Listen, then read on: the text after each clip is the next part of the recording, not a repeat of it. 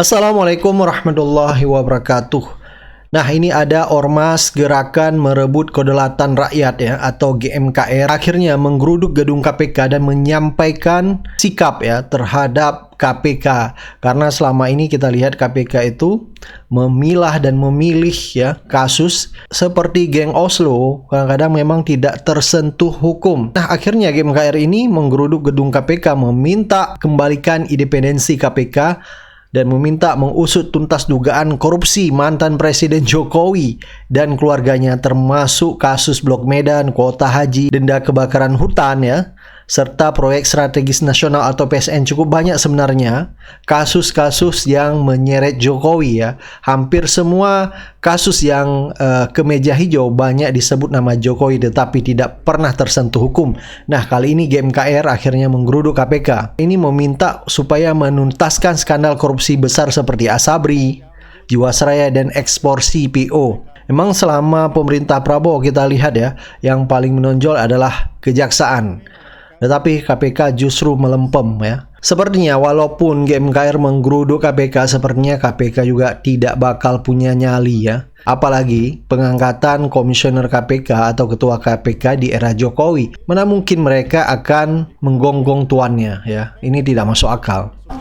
Jadi kami ucapkan terima kasih atas penerimaan dari KPK pada kami rombongan dari Gerakan Merebut Kembali Kedaulatan Rakyat GMKR.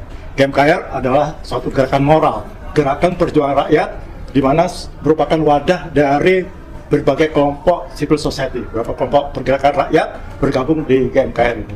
Nah, sehubungan dengan ulang tahun Veteran Nasional tahun 2026 dan menyambut hari kemerdekaan kita tahun 2026 yang ke-81, nah kami mengadakan suatu kegiatan aksi konvoi kebangsaan.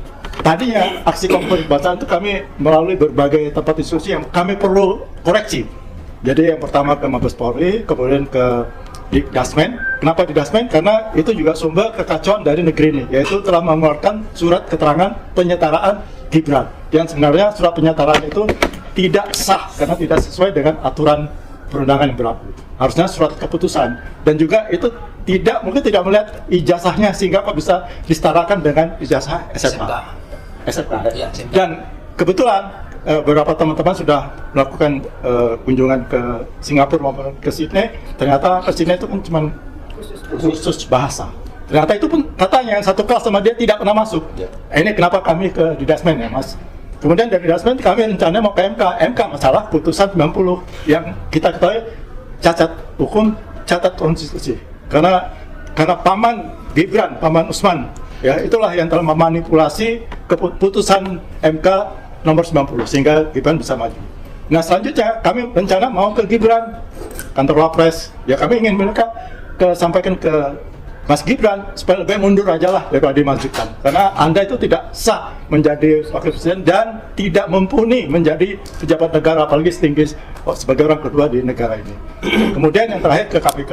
Tapi karena sehubungan dengan arahan dari keamanan, kami hanya ke Pulsi, Mabes Polri tadi sudah kami lakukan, dan kemarin sekarang ke KPK. Dan ini pada kesempatan ini kami menyampaikan pernyataan sikap dari GMKR secara resmi kepada pimpinan KPK. Nanti sebelumnya kami akan bacakan pernyataan sikap pada Ketua Komisi KPK. Jadi izin saya bacakan ya Pak, biar bisa didengar semua. Pernyataan sikap nomor 003 GMKR Nasional 2026. Gerakan merebut kembali kedaulatan rakyat kepada Ketua Komisi Pemberantasan Korupsi. Tagline-nya adalah KPK harus menjadi milik rakyat. Korupsi adalah kejahatan luar biasa yang merampas uang negara, merampas hak rakyat, dan menghancurkan sendi-sendi kehidupan berbangsa dan bernegara. KPK lahir dari amanat reformasi 1998 untuk memberantas korupsi secara independen, profesional, transparan, dan tanpa pandang bulu. GMKR menilai bahwa pemberantasan korupsi hari ini masih jauh dari harapan rakyat. KPK tidak boleh menjadi alat kekuasaan, alat politik, ataupun tameng bagi kepentingan oligarki. Atas dasar hal tersebut, GMKR menyatakan sikap sebagai berikut. Pertama, kembalikan KPK pada amanat reformasi. KPK harus independen dan bebas intervensi kekuasaan partai politik maupun oligarki. Kemudian kedua, tuntaskan dugaan korupsi oligarki yang melibatkan mantan Presiden Jokowi dan keluarga, antara lain kasus-kasus Blok Medan, kuota haji, denda kebakaran hutan Sumatera, PSN 2 dan lain-lain. Yang ketiga, tuntaskan dugaan skandal korupsi Asabri, Jiwasraya dan ekspor CPO yang menyandera pimpinan Partai Golkar dalam upaya mantan Presiden Jokowi ingin membajak Partai Golkar. Yang keempat, menuntut Presiden Prabowo memilih ulang pimpinan KPK saat ini, mengingat proses pemilihannya telah melanggar putusan MK nomor 122/PUU/2022. Kelima, menuntut pemerintah dan DPR untuk memulihkan pelemahan KPK yang telah dilakukan dengan menetapkan Undang-Undang KPK nomor 19 tahun 2019, mengembalikan kepercayaan masyarakat melalui reformasi internal yang nyata, bukan sekedar slogan atau pencitraan. Dan terakhir, yang keenam, mendesak Undang-Undang Perampasan Aset Tindak Pidana Korupsi segera disahkan dalam rangka memiskinkan koruptor untuk memberikan efek jerah. Jakarta, 10 Agustus 2026, Gerakan Merebut Kembali Kedaulatan Rakyat, Presidium Nasional, ditandatangani Mayor Jenderal TNI Purnawirawan Sunarko dan hadir. Kemudian Muhammad Saididu, kebetulan operasi mata, beliau tidak bisa hadir. Yang selanjutnya ditandatangani oleh Bapak Marwan Batubara, sebelah saya. Kemudian Laksma Purnawan Muriano Aldin, saya sendiri. Kemudian Bapak Rizal Fadilah, tanda tangan, Pak Rizal. Kemudian Komjen Pol Ugroseno, sementara ada di rumah Pak. Demikian pernyataan sikap bisa saya sampaikan, kami sampai secara resmi kepada Bapak.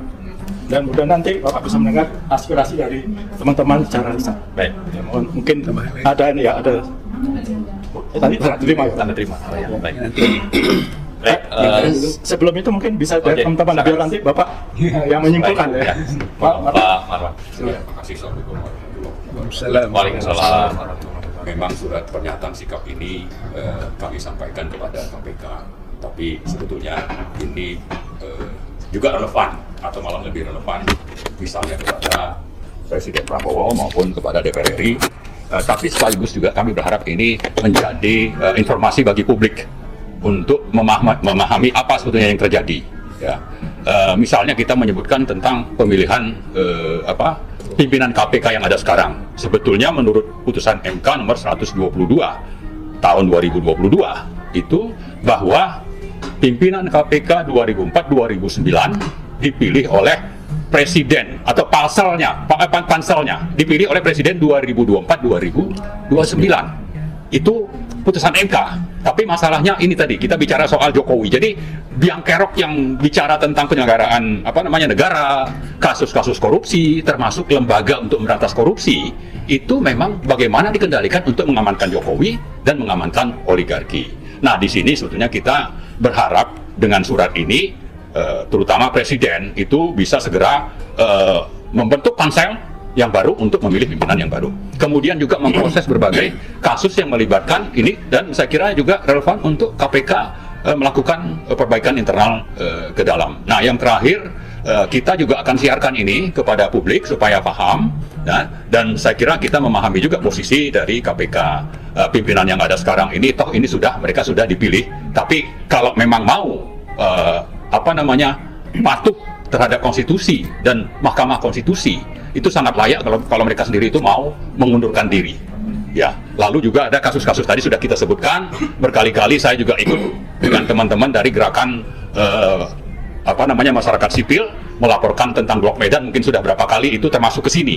Termasuk juga pernah audiensi kepada pimpinan KPK yang lama sebelum yang sekarang ini. Tapi ya memang seperti itulah adanya karena tekanan oligarki itu sangat dominan kepada pemerintah, kepada KPK dan juga kepada lembaga-lembaga lain termasuk Polri. Saya kira itu mungkin tambahannya. Berikutnya Pak Rizal. Terima kasih. Assalamualaikum warahmatullahi wabarakatuh. Waalaikumsalam.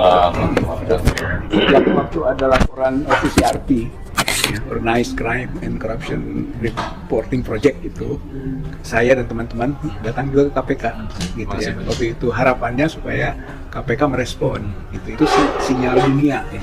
Sinyal dunia tentu belum berbasis data, hanya reporting jurnalis misalnya. Tentu kita punya kewajiban, gitu kan, yang menerima informasi itu melakukan tindak lanjut. Maka kami pada waktu itu menyampaikan, gitu kan, juga desakan lah untuk adanya KPK melangkah atas informasi skala dunia itu. Pak Jokowi sebagai orang yang dituduh dan diduganya kan sebagai koruptor tingkat dunia, cukup meluas lah informasinya. Nah kemudian ternyata juga kita kaji lebih dalam, betul saja itu indikasinya cukup kuat. Sejak mulai menjadi wali kota, itu berita tentang korupsinya Jokowi itu sudah tersebar.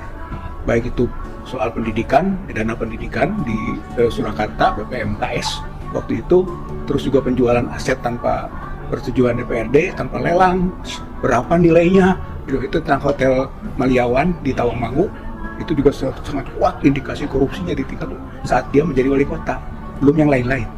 Kemudian ketika jadi gubernur, juga soal dana pendidikan dimasalahkan, gitu kan. Kemudian juga soal pengadaan bus Transjakarta, bahkan sudah ada korban kepala dinasnya. Soal korupsinya Jokowi di tingkat provinsi.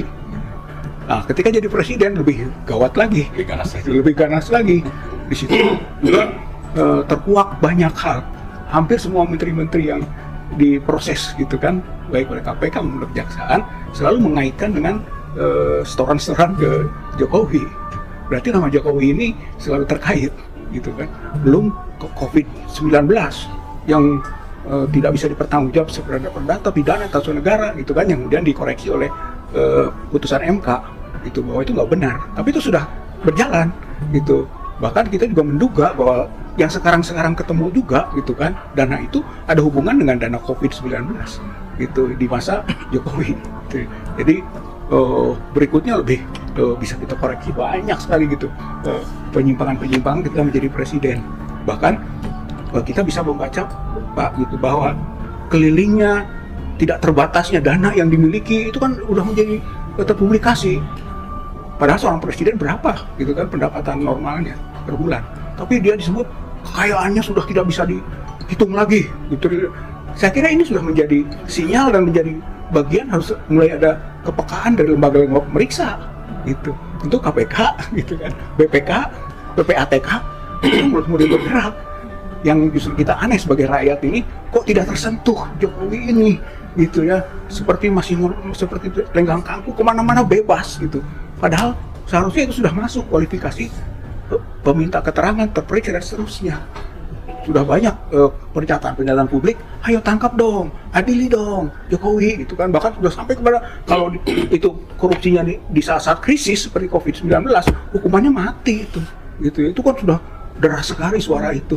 Jadi maksudnya mungkin sekarang bukan berarti bahwa Pak Jokowi sudah turun dari jabatan presiden, justru kesempatan baik, gitu, dengan tidak terhambatnya birokrasi formal itu untuk bisa melangkah. Ya mudah-mudahan harapan kami itu kan KPK, BPK, PPATK bisa melakukan satu langkah bersama, mulai, gitu, Pak Jokowi sentuh, gitu, karena ini adalah tuntutan rakyat, tuntutan masyarakat yang tidak boleh kita takut untuk melakukan itu. Saya kira ini tambahan dari saya. Terima kasih. Assalamualaikum warahmatullahi wabarakatuh. Terima kasih, Pak Narkos, Pak Jenderal Narkos. Setelah Jenderal Jenderal Pur. Terima kasih. Assalamualaikum warahmatullahi wabarakatuh. Waalaikumsalam warahmatullahi wabarakatuh. Bapak dan Ibu dari KPK. Kami rakyat ini tahu salah satu agenda reformasi itu dibentuk KPK ini. Dan saya tidak tahu secara rinci mana pembagian tugas pemberantasan korupsi yang ditangani oleh polisi atau yang ditangani oleh KPK ini. Tapi kami tahu ini dibentuk dalam rangka pemberantasan korupsi karena polisi kerepotan saking banyaknya korupsi di Indonesia ini. Tapi nyatanya setelah dibentuk jalan beberapa saat, nyatanya tidak ada lebihnya KPK dengan polisi. Apalagi di dalam tubuhnya KPK ini isinya polisi juga. Jadi ini dagelan menurut saya. Nah itu. Tapi intinya buat rakyat, yang penting ini lembaga negara dibiayai oleh rakyat dan memberikan harapan kepada rakyat untuk memberantas korupsi. Mungkin saya nggak perlu sampaikan di sini. Indonesia itu nomor berapa di dunia dan nomor berapa di Asia Tenggara sebagai negara yang paling tinggi korupsinya. Itu menyakitkan hati rakyat, Bapak Ibu, sangat menyakitkan hati rakyat.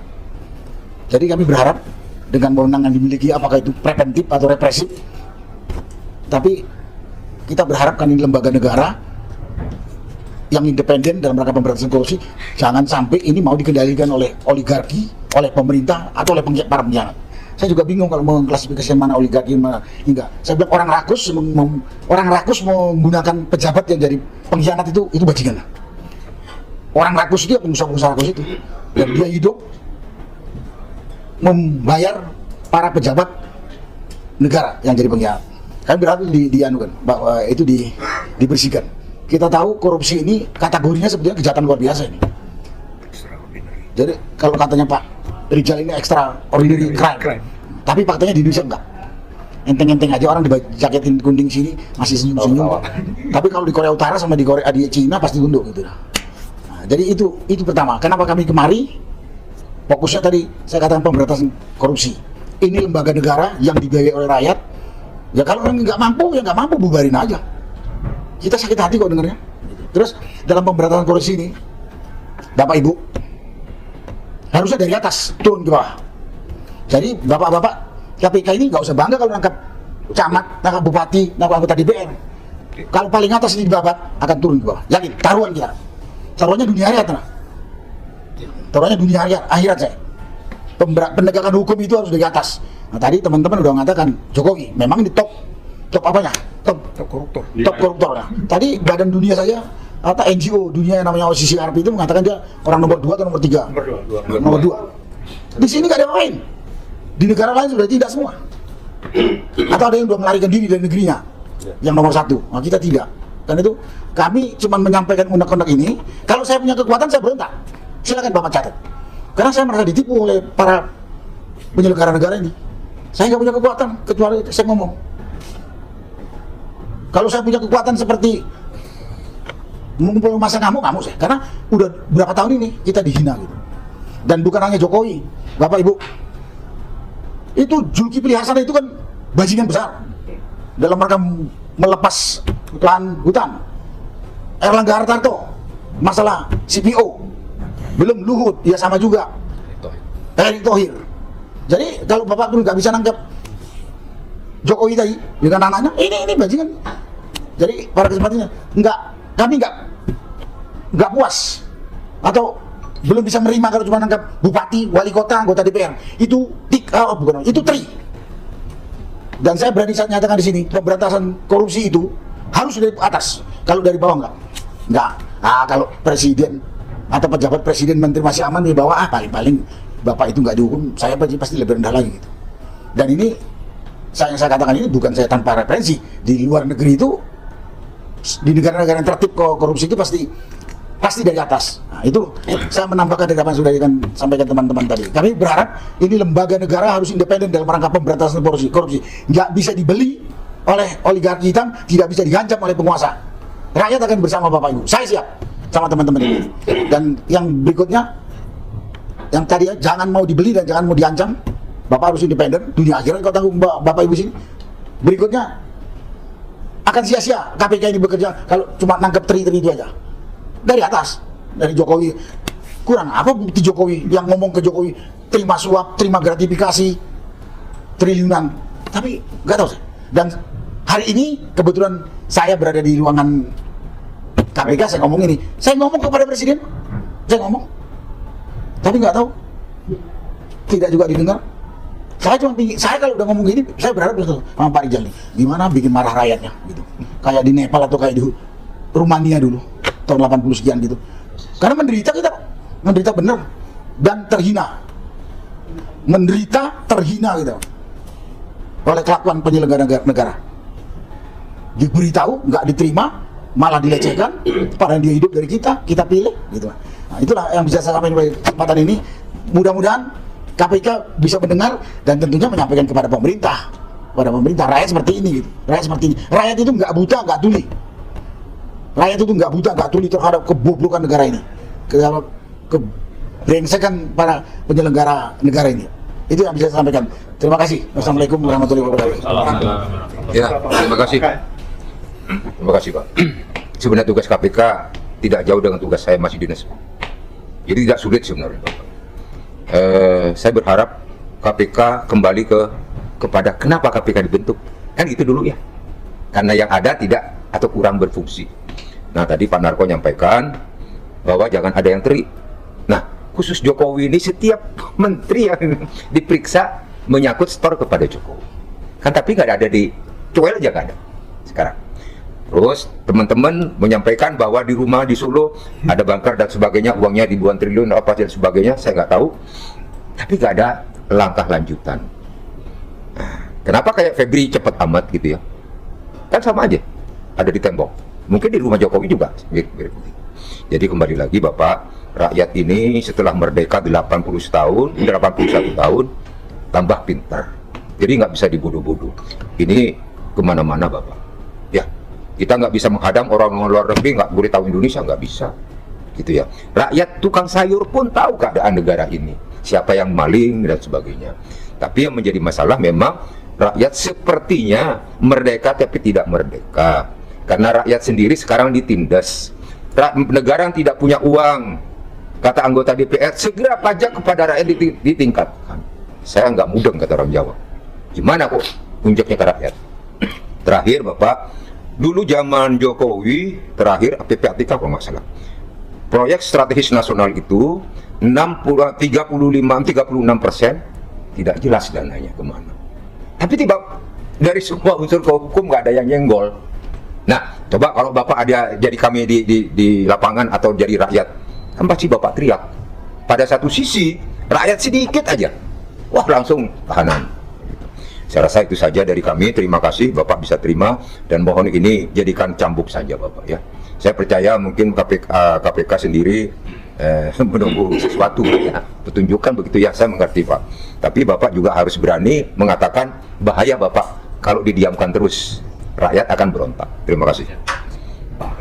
Baik, terima kasih Pak Budi. Bismillahirrahmanirrahim. Kami rakyat ini sangat ingin bermitra, bahkan bersinergi dengan KPK supaya membantu dalam tugas-tugas pemberantasan bahkan pencegahan korupsi. Namun ada anomali yang mungkin juga bisa jadi koreksi internal KPK, di mana ketika kita ingin bersinergi dalam hal ini membuat laporan tentang dugaan tindak pidana korupsi, kok kami lapor ke KPK itu tidak jauh beda lapor ke Polsek.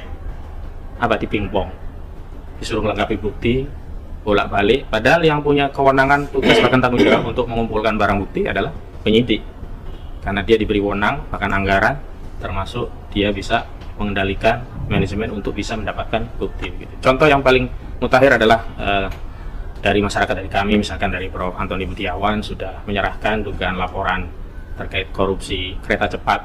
Ada 3 sebab yang terjadinya itu kerugian keuangan negara, terutama dari sisi ada markup karena beda jauh nilai dengan kereta cepat yang di Cina sendiri begitu. Kedua, cost overrun yang itu tidak direncanakan sejak awal begitu. Yang ketiga, beban utang dan bunga yang jauh lebih tinggi ketimbang pembanding dari Jepang ketika itu. Padahal saya, Pak, kalau PPK pejabat kecil-kecil itu Pak, HPS mahal sedikit saja udah ya dianggap itu sebagai kerugian keuangan negara. Kenapa? Negara harusnya beri manfaat barang atau jasa lebih murah, tapi oleh PPK digelembungkan, perkiraannya jadi naik, sehingga yang menang tender agak lebih mahal daripada harga yang seharusnya. Itu saja jadi korupsi. Ini udah jelas. Pertanyaan selanjutnya kan harusnya PPK melakukan penyelidikan. Kalau hitung-hitungannya itu belum ya punya nilai sebagai pembuktian di dalam persidangan pidana, ya tinggal permintaan kepada PPK untuk melakukan audit. Ini tidak pernah dilakukan. Itu satu hal. Hal yang lain yang justru sudah ada audit yang sudah jelas kerugian keuangan negara dari kerusakan lingkungan di 2018 atau 2017, Freeport, PT Freeport Pengkolan sudah ada audit dari PPK.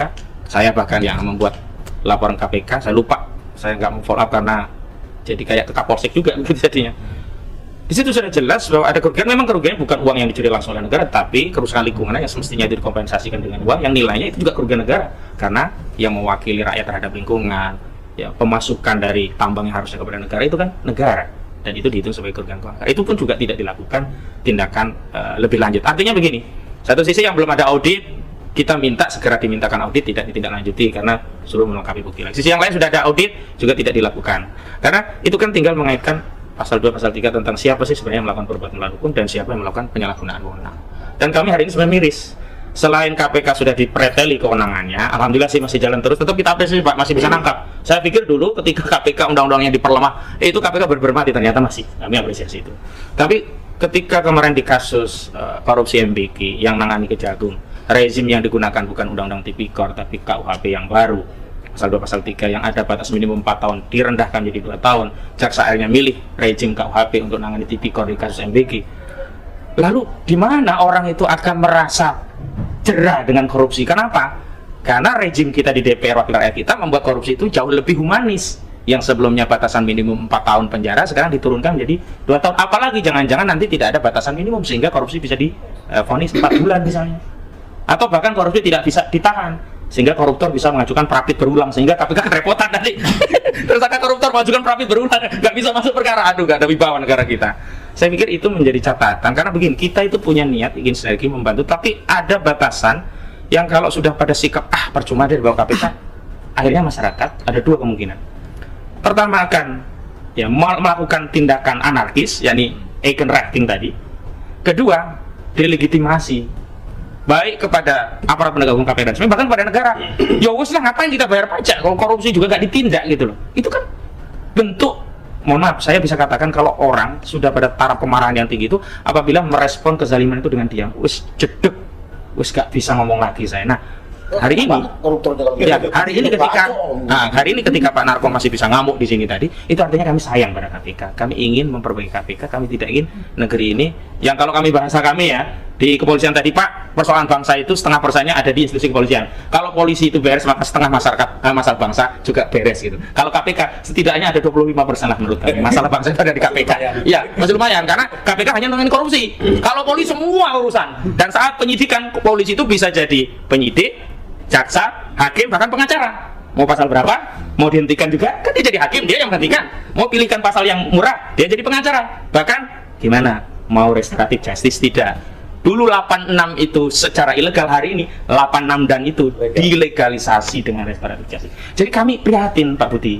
Jadi mohon kalau ada bahasa dari kalangan kami yang mungkin agak metaforanya berlebihan itu dipahami bahwa itu ada bentuk kecintaan kasih sayang mereka kepada KPK. Karena apa?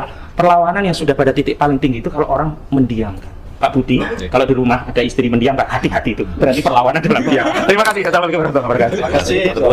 Heru, sudah. Pak, terus saya hanya ingin menyampaikan 2 saja. Kita semua tahu bahwa Jokowi sudah berakhir masa jabatannya sebagai presiden dan dia sudah menjadi warga negara yang sama seperti kita, hak dan kewajibannya. Berkali-kali pada para terdakwa sudah menyebutkan nama Jokowi dan semua tadi sudah disampaikan. Saya hanya ingin bertanya kepada KPK, sanggupkah untuk menyentuh, mengaudit Jokowi, bisa berkolaborasi dengan PPATK dan juga BPK? Karena Jokowi itu udah rakyat biasa, tapi kejahatannya luar biasa. Kebiadabannya itu sudah menghancurkan tatanan hukum di Republik ini selama 12 tahun. Karena apa? Sampai hari ini Jokowi menguasai Prabowo Subianto untuk sebuah sektor. Hanya itu saya mohon dijawab, sanggupkah KPK untuk menyentuh Jokowi, mengadilinya, menyeret ke pengadilan? Itu saja. Terima kasih. Sanggup atau berani? Ya, sanggup atau tidak? Ya, baik. Terima kasih. Ya, saya dari ini forum alumni kampus seluruh Indonesia. Jadi kita gabungan dari beberapa alumni dari ITB, dari UI, dari Unpad dan perguruan tinggi lain. Nah, ini saya ingin masih berharap ya, kita masih berharap kepada KPK gitu ya untuk memberantas korupsi. Karena kita bayangkan ya ke depan Indonesia ini mau jadi seperti apa gitu, Pak. Ya Pak Budi ya, Bu siapa namanya? Itu kalau di sini kan saya lihat udah pada senior nih. Ada Pak Sunarko, Pak Mur, ini Pak Rizal, Pak Dila, itu udah senior gitu. Nah, ini sementara kan Pak Budi ini masih muda ya. 40 sekitar itu ya mungkin ya. Nah, itu lompat. Jadi ke depan itu Indonesia mau kemana kalau korupsi ini masih terjadi gitu? Ya karena apa? Dengan korupsi ini kita mau menyiapkan anak bangsa untuk menyiapkan kemajuan bangsa, membangun teknologi, membangun pendidikan itu, jadi uangnya itu nggak cukup gitu, karena banyak dikorupsi. Seharusnya 1000 itu bisa 10 project. Ini kalau banyak dikorupsi kan jadi cuma 3 project gitu ya. Sehingga apa yang ingin dicapai dalam 50 tahun lagi itu anak bapak itu nanti loh. Anak bapak tuh, kalau saya udah tamat kuliah sih. Nah tapi mereka akan terdampak nih. Anak cucu kita itu mau jadi apa gitu ke depan itu. Nah saya menggugah itu. Nah makanya harapan saya KPK ini bisa menjadi lembaga yang memberantas korupsi dengan sesuai namanya gitu. Jadi jangan hanya namanya aja tapi korupsinya kesannya pilih-pilih gitu, lebang pilih gitu. Ini kita harapkan di mana kalau kita lihat kasus Jokowi ini kan banyak yang sudah masuk ke pengadilan tuh menyangkutkan kepada mereka gitu, kepada Jokowi. Ada kasus Tom Lembong, ada kasus si Nadiem, terus ada beberapa kasus lain. Mungkin bapak-bapak di KPK udah mencatat. Nah, masalahnya nggak berani move nih, nggak berani gerak nih mungkin ya. Nah, itu apa yang menghambat? Nah, itu sebagai generasi muda di KPK, nah itu tanggung jawab generasi kalian tuh. Benar loh. Nanti anak cucu kita itu ke depan jadi seperti apa? Nah, itu yang kita harapkan, jangan sampai Indonesia jadi nggak berkualitas gara-gara banyak dikorupsi. Nah, jadi kemiskinan tetap terjadi, pendidikan juga tetap banyak yang kurang pendidikan. Sekarang aja 58% tamat SMP. Gimana kita berharap ya? Nah, itu your generation must develop anak-anak gitu. Gitu saya kira gitu, Pak. Masih. Yang terakhir, Bu Kadi, boleh ya? Senior kita. Oke, makasih banyak Mas Budi dan teman-teman KPK yang saya hormati. Saya masih menghormati loh, karena saya masih berharap KPK akan berfungsi sebagaimana mestinya. Tadi senior saya mengatakan, jangan lupa niat utama KPK dibentuk. Sudah Mas Budi tadi mana Mas? Sudah atur di lapangan belum? Masih SMP. Masih di sekolah. 98 ini KPK ini salah satu mata reformasi loh, ya kan?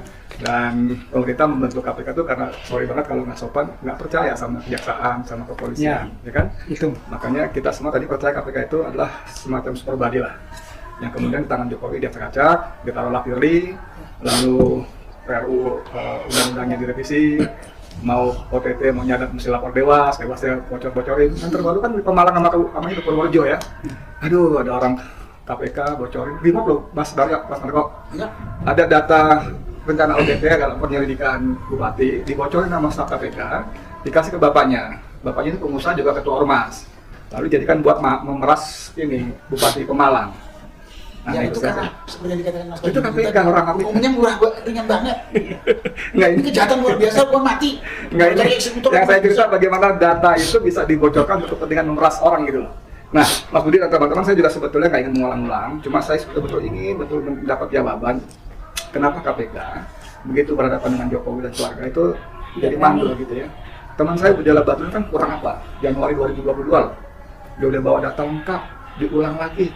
Aduh, bilang kurang lengkap lah. Tadi teman saya kemudian mengatakan itu kan bukan kewenangan, bukan tanggung jawab pelapor untuk mengenai data-data bukti-bukti, tapi penyidik, bukan cuma kewenangan tapi anggaran disediakan. Nah, yang begini-begini pingpong ini kita bingung nih, masih niat nggak KPK? Tadi saya buka-buka sambil dengar teman-teman ngomong, anggarannya 1,3 triliunan loh tiap tahun loh. Ada di webnya aja. Ada 1,3, 1,2 sedikit, 1,3 dikit gitu ya.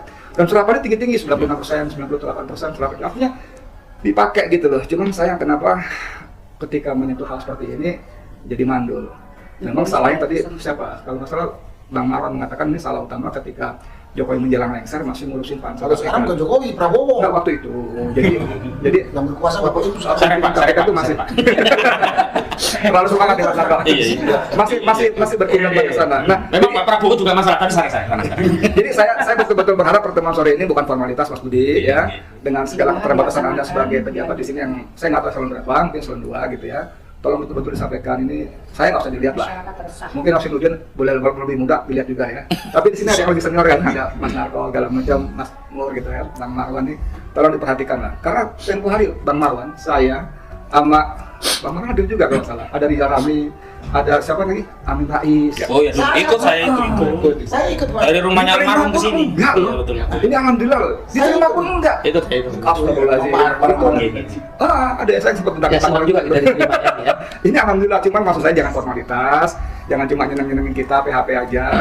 Ya saya juga tahu lah, Mas Budi pasti punya keterbatasan ya. Begitu ketemu atasan ya pasti nggak bisa macam-macam. Tapi please sampaikan aja, nanti biar Allah yang atur hati orang-orang itulah.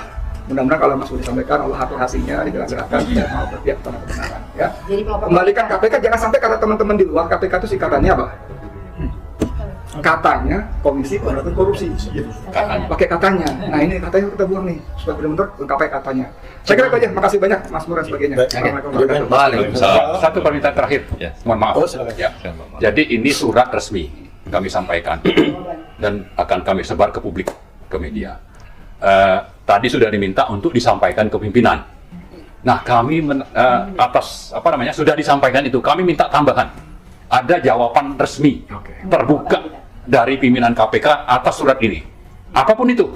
Kalau memang tidak sanggup, dikatakan tidak sanggup, ini urusan DPR misalnya, itu ada tertulis. Misalnya mengembalikan misalnya Undang-Undang 2019 kembali ke semangat nomor 30 2002 misalnya, itu ada jawaban. Ya, tapi yang lebih penting juga kalau memang sadar ini sebetulnya melanggar konstitusi, mundur misalnya. Nah, itu jadi ada dua hal tambahan kami yang dari kami harapkan tidak sekedar disampaikan kepada pimpinan, tapi ada jawaban yang tertulis kepada publik. Terima kasih. Terima kasih Pak Budi, itu berapa teman-teman, unek-unek teman-teman, tapi jangan dianggap unek, tapi itu satu vitamin bagi Masih ada harapan dari masyarakat, dari rakyat. Jadi pelopor kembalikan. Kita ini negeri kita. Ya, terima kasih, mohon responnya Pak Budi. Baik. Terima kasih yang kami hormati Pak Mur, Pak Marwan, Pak Rizal, Pak Narko, Bapak Ibu semuanya. Mohon maaf saya tidak bisa sebut satu-satu. Yang pertama kami menyampaikan terima kasih dan apresiasi, tentunya ini sebagai bentuk silaturahmi, kita bisa diskusi bareng, ngobrol-ngobrol bareng, dan memang ini adalah semangatnya KPK, Pak Mur, mohon izin. Jadi KPK itu memang selalu terbuka terhadap masyarakat sipil. Kami seringkali juga melakukan roadshow ke daerah-daerah, Bapak. Ya, kami tidak hanya membuka pintu di Gedung Merah Putih, tapi kami juga jemput bola untuk mendapatkan saran, masukan, kritik sepedas apapun gitu kan. Ya, termasuk hari ini kami anggap ini vitamin, kami anggap ini jamu, ya, meskipun mungkin terdengarnya pahit begitu ya Pak ya, tapi menyehatkan gitu ya. Artinya masih banyak harapan publik yang harus terus KPK upayakan. Yang kedua, Bapak Ibu yang kami hormati, terkait dengan independensi KPK, kami pastikan Bapak Ibu ya, karena memang di undang-undang baru pun, Undang-Undang 19/2019 memang di state ya, meskipun KPK ada di rumpun eksekutif, dalam melaksanakan tugas dan fungsinya KPK tetap melakukannya secara independen. Nah ini juga mungkin Bapak Ibu bisa melihat, mencermati beberapa perkara yang ditangani. Kami tidak melihat latar belakangnya, kami hanya melihat alat bukti, Pak. Jadi kemana bukti itu mengalir, kami lacak, kami telusuri, ketemunya siapa, kan kira-kira seperti itu. Ya, tadi disebut juga pengennya yang lebih besar. Ya, tentunya semuanya bergantung alat bukti, Bapak. Ketika publik juga menyampaikannya lengkap begitu ya, alat bukti, bukti-bukti awal, informasi-informasi awal yang disampaikan oleh Pak Dumas, kami pasti juga tindak lanjuti gitu ya. Meskipun juga kadang pengaduan masyarakat belum lengkap gitu kan, kami juga intens berkoordinasi dengan masyarakat sebagai pelapor, dan itu semuanya kami jalankan begitu Bapak Ibu. Termasuk soal keterbukaan informasi Pak Marwan tadi soal anggaran. Jadi memang standar KPK memang demikian Pak. Jadi KPK tidak ada yang ditutup-tutupi, kami betul-betul buka apapun itu ya. Termasuk soal anggaran Pak. Jadi kami publish semuanya karena memang KPK ingin masyarakat itu juga betul-betul bisa melihat KPK sampai ke dalam gitu Pak ya. Nggak hanya displaynya saja, nggak hanya permukaannya saja gitu kan Pak ya, tapi sampai ke dalam. Tidak hanya soal output dari pekerjaan-pekerjaan yang KPK lakukan ya, penanganan perkara, pencegahan, pendidikan, koordinasi supervisi, sampai dengan resources yang digunakan, anggarannya, pegawainya berapa, termasuk sumbernya Pak ya. KPK juga multi sumber Pak, tidak hanya dari organ KPK, tapi juga memang beberapa perbantuan dan instansi lain yang memang itu untuk penguatan kelembagaan. Termasuk ketika persoalan itu sendiri diduga melibatkan oknum dari KPK Pak. Kami terabas Pak, ya, kami tidak tutupi dan kami ungkap keluar. Kami tidak kemudian menangani tapi kami tutupi tidak. Tetap kami buka, termasuk yang case Pemalang yang tadi disampaikan. Itu Pak poinnya. Jadi memang permasalahan bisa saja terjadi di berbagai institusi, di kementerian, lembaga, pemerintah daerah, termasuk KPK. Tapi yang terpenting adalah bagaimana kita menindaklanjuti, mengobati permasalahan itu. Dan kami selalu terbuka kepada saran, masukan, kritik, harapan publik ya, seperti dalam pertemuan sore ini Pak. Kami sangat-sangat berterima kasih. Termasuk ini juga formilnya ada, artinya ada surat yang disampaikan. Kami akan sampaikan kepada pimpinan, karena memang di sini suratnya tertuju untuk pimpinan Komisi Pemberantasan Korupsi. Ini pun tidak saya buka karena memang tujuannya untuk pimpinan. Saya mendengar langsung tadi yang sudah dibacakan oleh Pak Mur beberapa poinnya. Meskipun beberapa poin itu di luar kewenangan KPK Pak ya, artinya ini memang harapan publik secara umum ya, termasuk soal Undang-Undang Perampasan Aset itu juga KPK salah satu yang menginisiasi sejak 2008 Pak. Jadi memang KPK bersama PPATK dan juga Koalisi Masyarakat Sipil dengan kawan-kawan semuanya mendorong ini terus dibahas ya. Tapi memang sampai dengan hari ini sudah 18 tahun berlalu ya, tapi belum tuntas juga gitu ya. Dan tentunya ini juga sebagai penyemangat, sebagai pendorong gitu kan, untuk nanti kawan-kawan di pemerintah, kawan-kawan di DPR juga bisa segera menuntaskan. Karena perampasan aset itu adalah salah satu upaya kita untuk membuat jerah pelaku, Pak. Mungkin para pelaku korupsi ini tidak jerah dengan hukuman badan dengan 2, 3, 4 tahun dan seterusnya, tapi mungkin akan lebih jerah ketika dimiskinkan, ketika aset-aset itu betul-betul dirampas.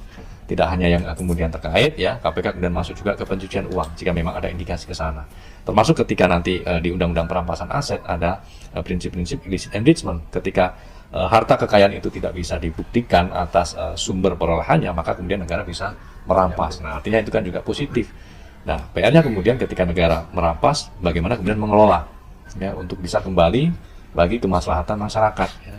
Tidak berhenti dalam proses pengelolaan itu, tapi outcome-nya, dampaknya harus betul-betul bisa dirasakan oleh masyarakat, dan tentunya itu juga jadi PR dan tanggung jawab kita semua, Pak. Dan sore kali ini jadi bentuk untuk saling mengingatkan, Pak. Ya, saya membuka telinga lebar-lebar, Pak, membuka hati lebar-lebar dan membuka pikiran ya seterbuka mungkin atas saran, masukan dan wejangan dari Bapak Ibu semuanya. Karena ini seperti wejangan seorang bapak kepada anak itu, Pak ya. Artinya kita sama-sama menjaga, mengupayakan dan memastikan generasi ke depan bangsa kita juga bisa menjaga nilai-nilai luhur, menjaga nilai-nilai integritas, termasuk dalam konteks sore kali ini di KPK, bagaimana kita menjaga integritas untuk sama-sama mengupayakan pemberantasan korupsi yang lebih efektif ke depan. Tidak hanya tadi disampaikan Pak Narko soal penanganan perkara saja, tapi juga pencegahan itu penting, Pak ya. Pasca kita masuk di penindakan, Pak, permasalahan terungkap, Pak. Tapi apakah kita akan masuk ke lubang yang sama, ya, berulang kembali? Ya, makanya kita butuh masyarakat untuk mengawasi bagaimana pemerintah daerah itu melakukan perbaikan. Jangan sampai korupsi ini berulang. Ada di beberapa daerah, mohon maaf, bupatinya dari periode ke periode jadi pasiennya KPK kan gitu, Pak ya. Ini kan artinya problem yang nggak diperbaiki gitu kan, terus berulang gitu kan. Kita tidak belajar dari permasalahan masa lalu. Harapannya kan demikian, Pak. Ketika itu diperbaiki, mungkin secara euforia publik atau dramatikal publik mungkin tidak terlalu mencuat begitu ya pemberitaannya ketika kita melakukan perbaikan gitu ya. Tapi efeknya itu yang betul-betul dirasakan oleh masyarakat. Kita lihat beberapa daerah itu sudah sukses ya dalam melakukan upaya-upaya perbaikan. Kita lihat masyarakatnya makmur, sejahtera, dan harapannya itu yang kita duplikasi untuk daerah-daerah lain. Ketika daerah A, B, C bagus, itu kan artinya ini dari skala daerah ini kita angkat menjadi skala nasional, Pak ya. Dari daerah-daerah itu, karena nasional itu kan akumulasi ya dari daerah-daerah ini gitu ya. Nah, kita sama-sama berjuang lah ya untuk hal-hal yang lebih baik ke depan. Mungkin itu Bapak Ibu sekalian. Mbak Kristel. Jadi Mbak Kristel ini kepala bagian di Biro Humas KPK, Bapak Ibu. Mbak Kristel ini juga sering kali turun ke bawah gitu kan, menerima langsung saran masukan dari kawan-kawan masyarakat sipil dan juga kawan-kawan akademisi, Pak. Jadi kami juga sering, Pak, membuka tenda gitu kan, sampai kawan-kawan itu menginap, Pak. Kami temani juga, Pak, di bawah gitu kan, bertenda di bawah, camping gitu kan, hanya untuk menyampaikan aspirasi kepada KPK, yang mungkin juga tidak hanya untuk KPK, tapi aspirasinya untuk pemerintahan gitu ya, karena mungkin KPK jadi salah satu kanal gitu ya, untuk jadi jembatan menyampaikan aspirasi publik kepada pemerintah. Mungkin itu. Menteri itu tenda camping. Ya. Camping bareng di depan ya, Pak. Ya, pendekatan pendidikan juga kami lakukan, Bapak. Jadi dengan para pejabat penyelenggara negara, kami juga masuk, Pak, tidak hanya di penindakan tentunya ya, masuk di pencegahan pendidikan, termasuk soal perkara-perkara yang menyangkut top penyelenggara negara, kami juga masuk, Bapak ya. Jadi soal kasus haji kami juga masuk, soal Kementerian Ketenagakerjaan kami juga masuk. Di situ ada Pak Wamen. Kalau ke Solo agak ibu pakai ibu kayaknya. Cuma Jokowi aja belum Kena budaya Solo kayak kewo gitu ya. Boleh saya sedikit? Silakan, Pak Mar. Tadi soal kelengkapan informasi, ya, dari pengaduan masyarakat. Selengkap apa yang dibutuhkan oleh KPK, seandainya informasi yang ada di publik, kemudian memanggil orang yang sudah melaporkan. Lalu yang ketiga, instrumen yang dimiliki oleh KPK itu dengan OTT saja. Itu kan tidak ada publik kan, OTT itu bisa gitu. Kenapa yang sudah begitu lengkap? Contohnya tadi Bush, ya kan? Ada pembanding. Ini tawaran dari Cina sekian persen untuk bunga. Jepang itu lebih rendah. Kenapa yang di Cina? Ada markup, ada cost of run, dan orang yang melaporkan itu pakar ekonomi yang bisa dipanggil. Nah, saya terkesan ini bukan argumentasi yang benar, tapi mungkin Mas Budi diarahkan oleh pimpinan, Lip service. oleh Jokowi, ya kan? Tapi kalau seperti itu ya mending nggak usah di sini lah, ya kan? Dan sampaikan kepada pimpinan. Kalau jadi alat oligarki, alat Jokowi, untuk apa? Tidak punya harga diri, ya kan? Kita melanggar konstitusi. Bagaimana bisa kerugiannya itu sekitar 70 triliun untuk Bush? 70 bisa dihitung dan saya baca itu. Kebetulan itu teman saya. Kalau yang dibutuhkan saya bisa nanti sampaikan untuk dipanggil oleh KPK. Kalau memang niat, buktinya belum lengkap. Tapi kalau untuk ngeles, yang aku aja nih pimpinan kan gitu. Saya sedang gugat sama Pak Prof. Iya, Antoni. Iya. Saya sama Pak Antoni sama Pak Dwi melaporkan gugatan. Tapi oleh KPK disampaikan kurang bukti. Nah, padahal bisa nyari sendiri. Apalagi tadi saya bilang, instrumennya punya. Saya datang diri, saya orang sama bertiga. Ya, terima kasih Maksudnya Pak harus ada Marwan. duit ketangkep, mestinya kan nggak gitu ya? Ya, terkait dengan proyek kereta cepat atau bus itu Pak, memang sudah kami tangani Pak di tahap penyelidikan. Bapak Ibu mungkin bisa cek juga penyelidikan KPK di kereta cepat dan itu sampai hari ini juga masih berproses. Jadi silakan Bapak Ibu tunggu saja perkembangannya karena memang ini kan di tahap penyelidikan, tahap yang belum bisa kami sampaikan kepada publik secara detail. Tapi informasi itu sudah muncul di pemberitaan, monggo silakan. Dan kami juga sudah banyak melakukan pemeriksaan, melakukan permintaan keterangan ke banyak pihak Pak ya di lapangan ya, termasuk proses-proses pengadaannya kami semuanya capture untuk itu. Tapi karena memang ini di tahap penyelidikan, kami belum bisa sampaikan semuanya kepada masyarakat. Dan terkait dengan peristiwa tertangkap tangan atau yang sering dikenal dengan OTT Pak, itu juga sebagian besar sebetulnya pelaporan dari masyarakat Pak. Dan selalu kami sampaikan Pak, bahwa perkara ini berhulu dari laporan aduan masyarakat. Kami selalu state itu Pak, yang kemudian kami tindak lanjuti, salah satunya secara teknisnya adalah melalui peristiwa tertangkap tangan itu, penyelidikan tertutup yang kemudian terjadi peristiwa Pak Budi, tangkap tangan. kalau saya hanya yang mendapatkan jawaban tekanan yang pasti, barang bukti itu kan yang dibutuhkan.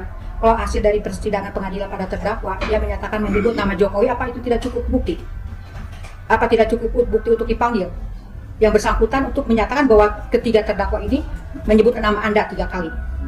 Apa itu tidak termasuk bukti untuk dipanggil? Yang pertama memang di persidangan itu ada namanya fakta persidangan, ada namanya fakta hukum begitu ya Pak ya. Mungkin itu baru di fakta persidangan yang kemudian nanti dianalisis oleh JPU. Nanti saya kurang mengikuti apakah ini di perkara yang A, B, C atau yang mana, karena mungkin juga itu kaitan dengan perkara kawan-kawan di Kejaksaan Agung bukan di KPK, bisa juga Bu ya. Nah, terkait dengan fakta-fakta demikian, pasti nanti JPU akan analisis sejauh mana kemudian melakukan pemanggilan terhadap seorang saksi untuk memperkuat pembuktian pada pokok perkara tersebut, termasuk juga kemungkinan adanya pengembangan misalnya dari fakta-fakta yang muncul di persidangan. Ini kan baru fakta persidangan, belum fakta hukum Pak ya. Ketika nanti beralih ke fakta hukum misalnya, kemudian nanti dilakukan analisis oleh jaksa penuntut umumnya, kemudian nanti ada laporan pengembangan penuntutan misalnya, kemudian terbuka kemudian melakukan pengembangan gitu kan, suatu penyidikan perkara begitu. Nanti saya bilang sama Pak Edi itu kan, malingnya kalau gede, presidennya Pak Edi itu nggak berani. Nggak berani, udah jelas. Pak Budi, ini sedikit. Ya, silakan Pak Rizal. Jokowi ini kelihatan banyak disebut, tapi belum tersentuh. Ini karena faktor memang tidak ada bukti sama sekali, gitu kan? Atau memang tidak ada yang melaporkan secara resmi dan sebagainya. Karena saya lihat, dari mana? Kalau dari tingkat wali kota mau dikejar saja, ada banyak kan gitu, pembuktian seperti tadi. Atau kita mulai ngambil dari akhir sekarang, gitu ya. Pada akhir sekarang saja di tingkat setelah menjadi presiden, gitu kan, dia mendapat hadiah tanah yang sedang dibangun di 12.000 meter persegi itu saja juga ada indikasi yang kuat, gitu menurut saya bisa dikejar. Kalau dari terakhir, misalnya 9.000 yang dijatahkan, 3.000 serius, 3.000 ini namanya Joko Mulyono, kepala desanya nggak tahu siapa itu. Jangan-jangan itu 3.000 punyanya Pak Jokowi juga. Yang ditambahkan dengan 9.000 jadi 12.000 misalnya, itu kemudian jadi dibayarlah negara gitu untuk tanahnya sendiri misalnya. Belum lagi dalam tender-tender perusahaan yang ada, perusahaan terbesar lagi itu kan, apa lelang lah, apa dasar semuanya. Belum paku anggaran 9.000 dengan 1.500. Jadi untuk yang terakhir saja setelah jadi presiden, kalau mau dikejar bisa, gitu kan, dengan indikasi yang kuat. Kalau mau berangkat dari awal, ketika wali kota sudah banyak gitu, mengenai itu. Jadi ini jangan ditutupi semua pertanyaan ini kan, kenapa Jokowi tidak tersentuh persoalannya? Persoalannya. Mungkin kalau nggak tahu, bapak-bapak ini lebih lengkap daripada kita. Yes. Di luar hukum. Sudah saya bilang di luar hukum kok. Ya artinya Kalau yang hukum pasti udah bilang kami. artinya tetap Tapi yang kritis saya bilang Ya, ya. Terima kasih Pak. kebijakan publik yang memang harus Sama satu Pak Budi. PPATK dulu yang 36% itu Sebentar, sampai izin. nasional. Nah, izin mungkin kita kasih waktu karena tetap info yang saya terima Pak Budi mau agenda kompres. Oh, ya, ya, ya, jadi kita juga tidak tahu. Nah, monggo dicukupkan Ya, terakhir. artinya. Gitu nggih Pak Budi. Jadi kita bawa nanti, oh ini rakyat udah tahu gitu, tapi nggak ada. Iya, iya. Aku tahu dari setahun yang lalu, 2 tahun yang lalu.